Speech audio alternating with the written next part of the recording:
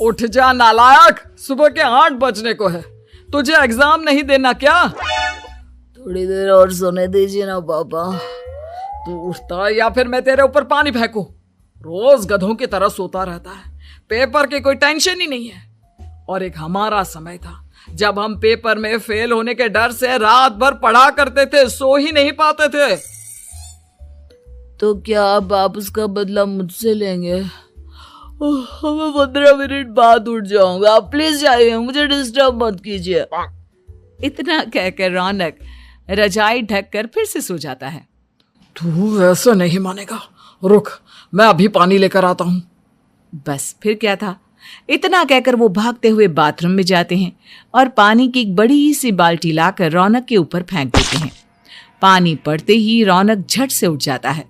ये आपने क्या किया पापा?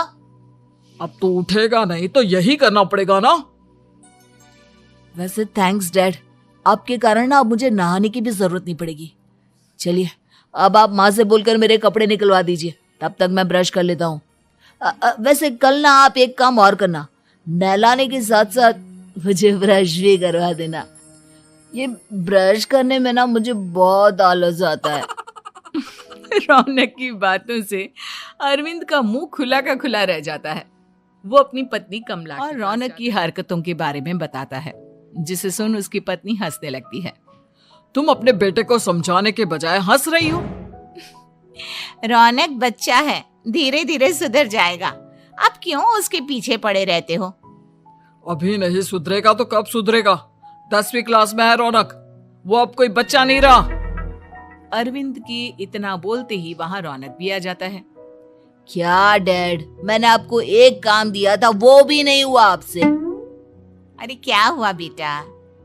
माँ, मैंने डैड से बोला था कि वो आपको बोलकर मेरे स्कूल की यूनिफॉर्म निकाल दे, लेकिन मेरे पीछे पड़ने के अलावा इनसे एक काम ढंग से नहीं होता। देख रही हो कमला, देख रही हो अपने लाडले को? अरे आप चुप रहिए जी। चलो बेटा, मैं तुम्हें कपड़े निकाल कर दे देती हूँ बस। ऐसे ही साल पर साल बीतते जाते हैं, लेकिन रौनक के रवैये में कोई बदलाव नहीं आता। वो पहले से भी ज्यादा आलसी और पूरी तरह अपने माता पिता पर निर्भर हो जाता है।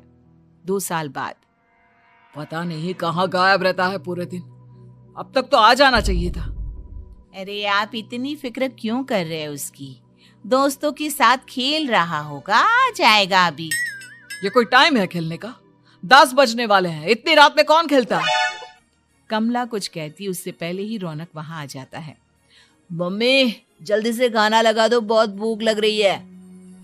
तुम्हें तब तक खाना नहीं मिलेगा जब तक तुम बता नहीं देते कि इतनी रात गए कहां से आ रहे हो। ओ प्लीज डैड, अब आप एसी पे प्रद्युमन बनकर मेरे सर पर बंदूक लेकर मत बैठ जाना। अपनी फालतू की बकवास बंद कर और बता कहां से आ रहा है। माँ अब समझाइए ना डैड को। बता देना बेटा, इनको भी तसल्ली हो जाएगी।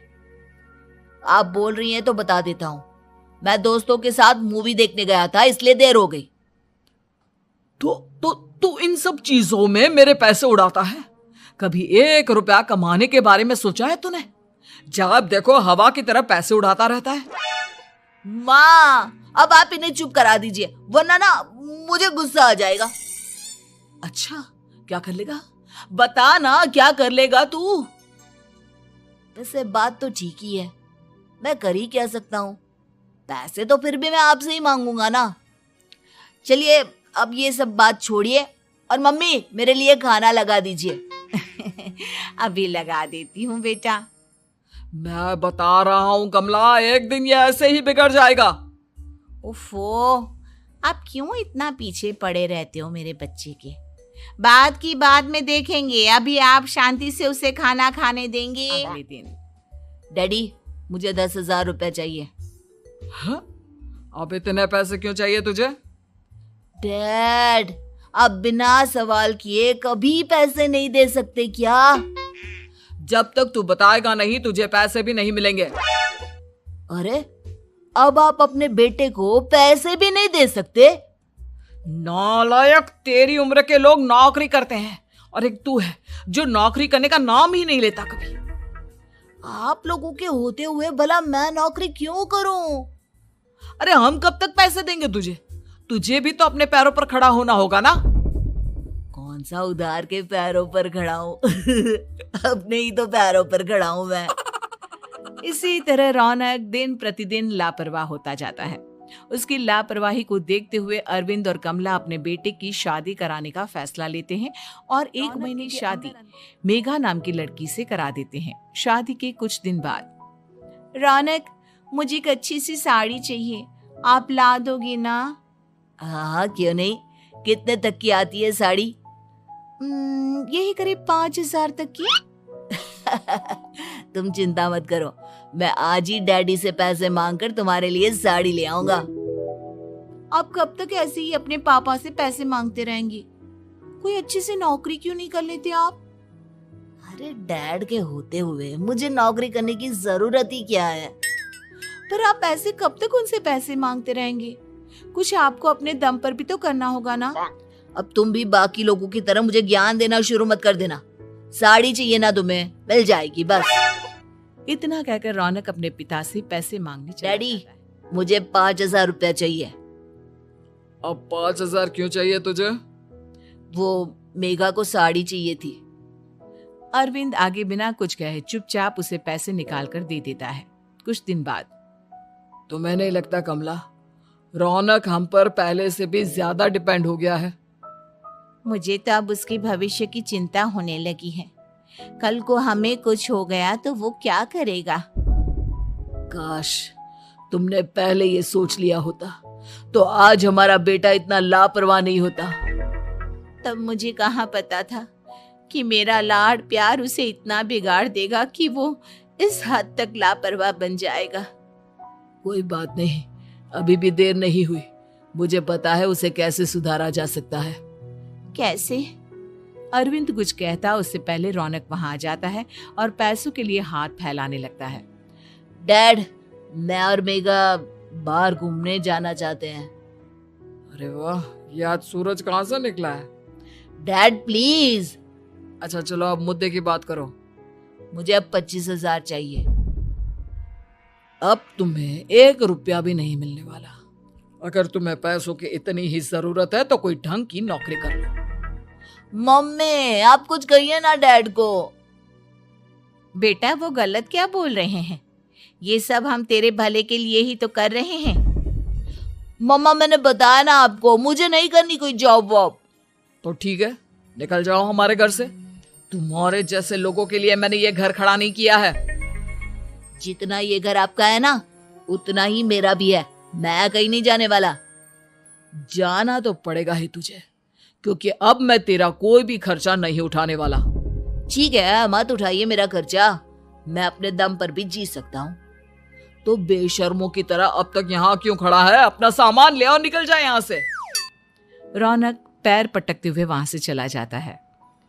घर से निकालना जरूरी है क्या उसे? बिना पैसों के कौन रखेगा उसे किराए पर? अगर उसका भविष्य सुधारना है तो हमें अपने दिल पर पत्थर रखकर ये कदम उठाना ही होगा। दोनों बात कर रहे पत्नी के साथ एक बड़ा सा बैग लेकर घर से निकल जाता है, लेकिन घर से बाहर उसे कोई भी मुफ्त में अपने घर किराए पर नहीं रखता। अंत में थक हार कर वो फिर से अपने घर चला जाता है। क्या हुआ? थोड़ी देर पहले तो दहाड़ते हुए घर से निकला था, अब क्या हुआ? नहीं रखा ना किसी ने तुझे किराए पर? डैड प्लीज, मैं कुछ दिनों में कोई अच्छी सी नौकरी शुरू कर दूंगा। आप तब तक तो हमें रख लीजिए प्लीज। सुबह से रात हो चुकी है लेकिन कोई हमें रखने को राजी नहीं है। अब आप ही बताइए, इतनी रात को मैं मेघा को लेकर कहाँ जाऊंगा? ठीक है ठीक है, बहू की वजह से मैं तुझे घर पर रख रहा हूँ, लेकिन तू इस घर में एक बेटे की नहीं बल्कि एक किराएदार की हैसियत से रहेगा। 3 महीने है तेरे पास। इन 3 महीनों के अंदर अंदर मुझे तेरी पहली तनख्वाह हाथ में चाहिए, समझ गया? पक्का डैड, इन 3 महीनों के अंदर अंदर तो कोई बढ़िया सी नौकरी ढूंढ ही लूंगा। ऐसे ही धीरे धीरे समय बीतने लगता है और अरविंद के दिए 3 महीनों में से 2 महीने बीत चुके होते हैं। पापा जी ने हमें 3 महीने दिए थे, जिसमें से 2 महीने तो बीत चुके हैं। अब ये आखिरी महीना बचा है।